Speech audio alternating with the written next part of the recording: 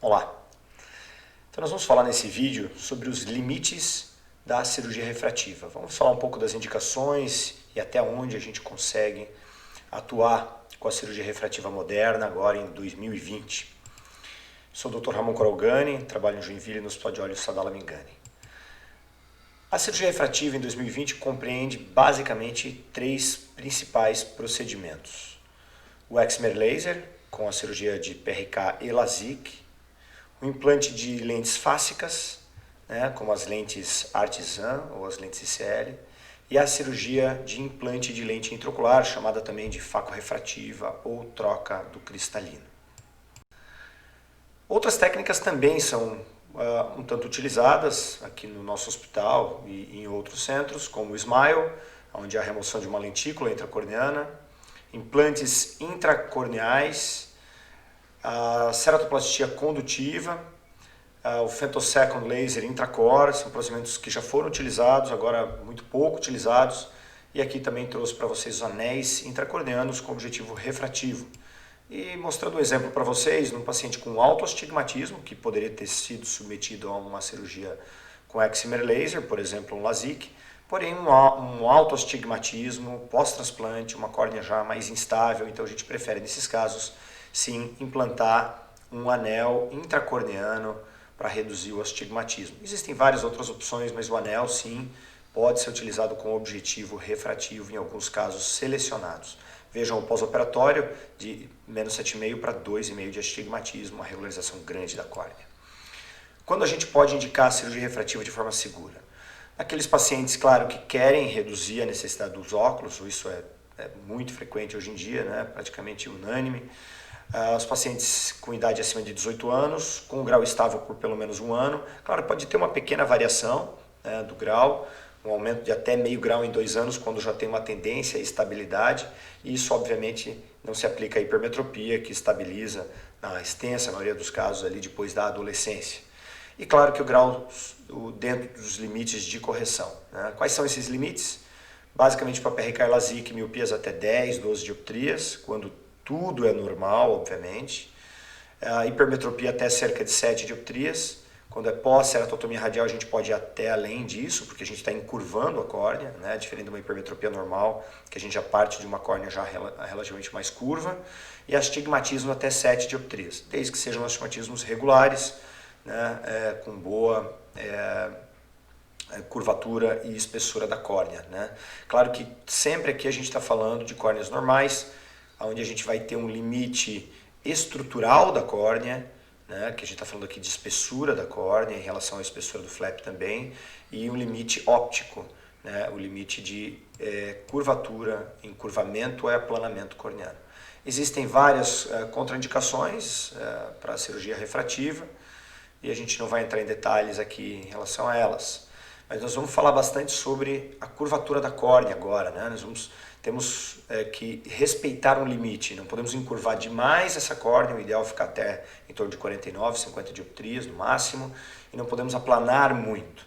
Esse cálculo é simples para ser feito, isso é feito no consultório mesmo com o paciente, quando a gente está fazendo a avaliação da cirurgia refrativa, e cada dioptria de correção miópica você vai aplanar em torno de 0,8 a 0,9. E na hipermetropia, o encurvamento é uma dioptria para cada dioptria de grau corrigido.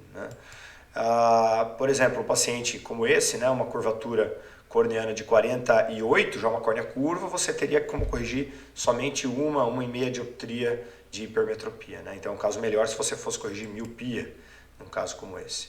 Vejamos que então, um dos principais fatores na avaliação de um paciente hipermétrope é qual é a curvatura natural da córnea desse paciente. Se ele tem uma córnea de 44, a gente poderia corrigir em torno de 5 dioptrias. Já uma córnea de 47, corrigiria 2, 3 dioptrias no máximo. É diferente também quando a córnea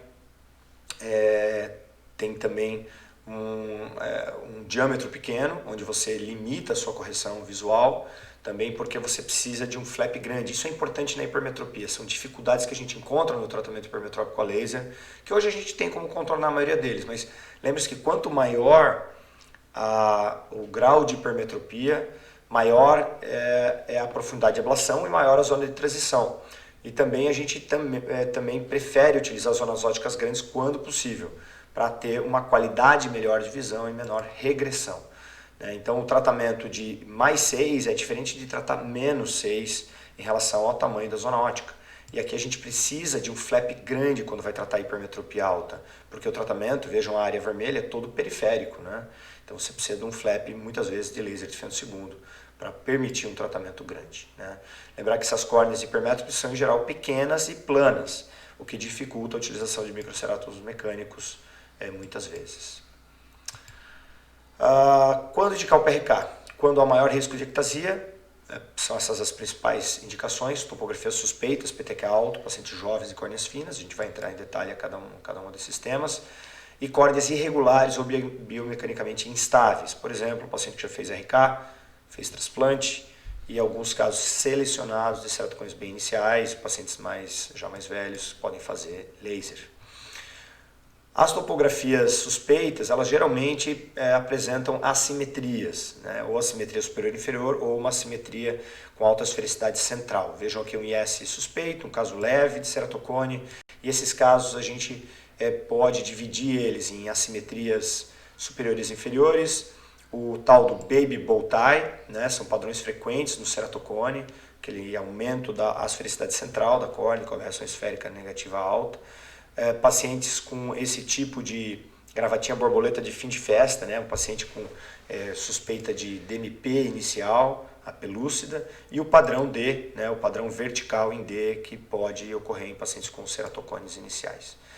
O que a gente tem feito em muitos pacientes com assimetrias, por exemplo, um paciente aqui de 30 anos, com menos 3, um aspecto sugestivo de ceratocone, mas veja uma córnea plana, 44 no ápice, 42,5, 43, uma simetria menor do que 2 dioptrias, a gente faz mapas de espessura epitelial, esses mapas têm 9 milímetros, que nos mostram, vejam, um afinamento na área de maior elevação da córnea, muito sugestivo nos dois olhos de ceratocone. Então, um paciente que a gente não vai fazer cirurgia laser, ele vai acompanhar. Já um outro caso, um paciente de 50 anos com uma hipermetropia de 1,5, as hipermetropias a gente gosta muito de fazer LASIK, não gosta de fazer PRK, e o mapa epitelial desse paciente me mostra que a área de maior curva, encurvamento e elevação, é uma área onde o epitélio é mais grosso, justificando essa assimetria. Então, essa avaliação epitelial criteriosa, ela nos ajuda a decidir entre fazer uma cirurgia refrativa ou não. Vamos falar um pouquinho também sobre o PTA, o percentual de tecido alterado. Hoje a gente não gosta de enfraquecer essa córnea mais do que 35%, o PTA ideal ele deve chegar em torno de 35 no máximo, 36, 37, já chegando perto de 40 a gente prefere só em pacientes sem nenhum outro tipo de fator de risco, por exemplo, principalmente a idade, né? A idade é um fator de risco relativamente significativo. Por exemplo, paciente jovem com assimetria, como essa que vocês estão vendo aqui, paciente que veio avaliar cirurgia laser comigo, tinha miopia de 1 dioptria, falei, olha, volta daqui a um ano que eu quero te ver de novo. Ele voltou, né, vejam que ele tinha uma assimetria leve, né, 43 de curvatura, assimetria de 0,8, mas ele veio um ano depois com uma assimetria maior, já de 3,7 dioptrias, diagnostiquei o ceratocone, indiquei crosslinking, ele acabou não fazendo e voltou depois de um ano, e vejam o ceratocone já bem estabelecido, com assimetria importante. O último fator de risco, que é o fator bem fraco, córneas finas. Claro que quando ele está isolado, ele é um fator de risco fraco. Mas quando você tem tudo normal, você pode fazer laser em córneas finas, desde que não seja tão fina. No LASIK a gente gosta de córneas acima de 480, ideal acima de 500, e no PRK é uma córnea de pelo menos 450 micra, deixando o estroma residual de 350, ou seja, pós-ablação, só de estroma. Eu gosto de ter uma córnea pós-operatória de 400 micra ou mais depois de um PRK. Lembrar que, obviamente, casos suspeitos, você no jovem vai acompanhar, mas se o paciente tiver mais de 40 anos, uma simetria leve, obviamente, claro que vale muito a experiência aqui, eventualmente a gente pode fazer o PRK, né? E a ectasia, ela pode acontecer em pacientes sem nenhum fator de risco, mas sim, ela pode não acontecer em pacientes com vários fatores de risco, né? Então lembrar que isso ainda existem muitas dúvidas, não dizer muitas não, mas algumas dúvidas e alguns mistérios ainda em relação à biomecânica da córnea. E a avaliação biomicroscópica, obviamente, criteriosa, ela deve ser feita em todos os pacientes. Veja um paciente que veio avaliar laser assintomático com acinzentamento do epitélio dessa região paracentral inferior, veja que corava com fluoresceína. Depois de alguns minutos de fluoresceína a gente via melhor essa irregularidade epitelial. Então isso aqui é um paciente com distrofia da membrana basal epitelial, muitas vezes com epitélio frouxo. Esse já é um outro caso, com microcistos na córnea, fluoresceína, vocês veem o epitélio cicatrizando. Um paciente que tinha tido crise de erosão epitelial recentemente. Então são pacientes onde você nunca vai fazer um LASIK, você vai fazer um PRK se ele tiver grau. Também você vai fazer o PRK num paciente, por exemplo, com cicatrizes. Veja uma cicatriz herpética mais profunda. Aqui a gente vai preferir o PRK transepitelial. Então a gente muitas vezes faz a medida dessas cicatrizes com ACT. Vejam aqui uma cicatriz adenoviral. Então mede com ACT e vai na profundidade certa para remover a cicatriz e reduzir a ametropia. Outros casos que a gente também atua dessa forma são pacientes com distrofia, por exemplo, a granular, que é bem comum. A gente não quer remover os grânulos profundos, mas sim esses grânulos mais superficiais. Então a gente mede com ACT e vai de forma transepitelial. Quando a gente vai preferir o LASIK agora? O LASIK é 80% das nossas cirurgias refrativas. A gente vai preferir sempre que possível a gente vai fazer o LASIK, porque a recuperação visual é rápida e é indolor. E é mais fácil você fazer um retratamento em pacientes presbitas, que você tratou aos 45 ou 50, 5, 7 anos depois, às vezes 10 anos depois, você vai precisar de um novo tratamento. Na hipermetropia primária também o resultado é mais previsível no LASIK, muito mais previsível. E no autoastigmatismo também a gente vai preferir o LASIK. Tem um wow factor no LASIK, isso é fundamental, uma recuperação visual melhor para os pacientes, esses pacientes que vão estar mais felizes, mais rápido.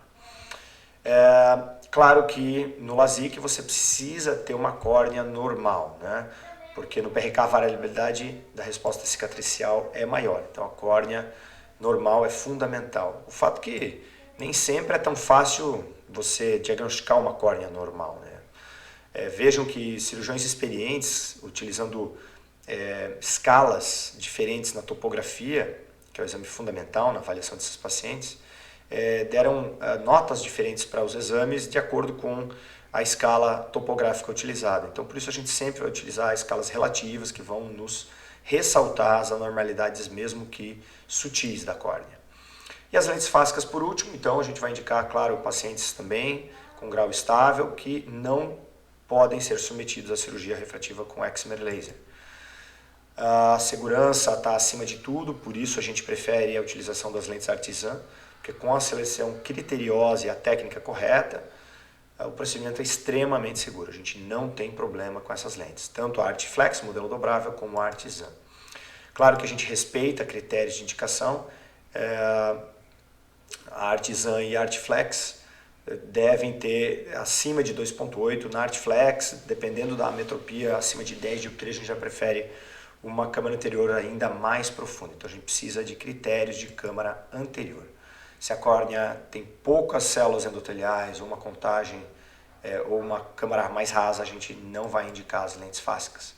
Veja que eu trouxe um estudo só para vocês, tentei não entrar muito em estudos nessa aula, mas mostrando que basicamente se você tem uma alta miopia, onde a lente é mais espessa na periferia, uma lente de miopia, e a câmara anterior é mais limítrofe, é um fator de risco para uma perda endotelial. Então, mesmo dentro desses critérios, você precisa julgar casos, selecionar bem os casos e julgar caso a caso. O modelo rígido ele corrige até 23,5 de miopia, 7,5 de cilindro e hipermetropias até 12, então a gente consegue trabalhar com uma gama enorme de pacientes. E o modelo dobrável, Artiflex, corrige até 13,5 de miopia e 5 de cilindro. Vejam aqui que a gente pode associar técnicas, por exemplo, implantei o anel nesse paciente com ceratocone e depois implantei uma lente Artiflex para deixar esse paciente independente dos óculos, mesmo tendo um ceratocone moderado. E a facorefrativa também é extremamente útil. A facorefrativa a gente utiliza cada vez mais porque as lentes estão melhorando, as lentes multifocais principalmente. Hoje a gente tem lentes trifocais EDOF, como essa que eu estou colocando para vocês aqui. E aí, dependendo do grau de hipermetropia, a gente vai indicar de acordo com a idade. Vejam que quando o paciente é jovem, a gente prefere indicar só em pacientes acima de 4, 5 dioptrias, por exemplo, pacientes acima de 50 anos, 55 anos de idade, a gente já vai indicar de 2 a 3 dioptrias e aí vamos de acordo com a idade. E a monofocal também é uma ótima opção, com uma visão balanceada para esses pacientes, muitas vezes. Então, checklist de cirurgia refrativa, mais que 18, grau estável, dentro do limite de correção, não há contraindicação ocular ou sistêmica. Eu acredito que você deve sempre explicar para o paciente que ele tem a receita dele do óculos, mas ele pode ser um usuário de lente de contato e também existe a cirurgia refrativa. Se esse paciente tem interesse em conhecer a cirurgia refrativa, você vai pedir exames pré-operatórios, muitas vezes vai encaminhar para o seu departamento de cirurgia refrativa ou vai conversar com o seu cirurgião de confiança e se ele por acaso não tem interesse em cirurgia refrativa, ótimo, você vai dar o óculos para ele, mas é engraçado como hoje ainda a gente vê pacientes que não sabiam que poderiam ser submetidos à cirurgia refrativa e poderiam deixar de usar óculos. Então, acho que é fundamental a gente falar sobre isso com os pacientes. Para quem tem interesse em aprofundar um pouco mais, novamente aí mostro para vocês essa edição que saiu no finalzinho do ano passado, a terceira edição do livro de cirurgia refrativa do Dimitri Eiser, que nós fomos editores associados. Então, acho que vale a pena para quem tem interesse. Agradeço a atenção de vocês, muito obrigado.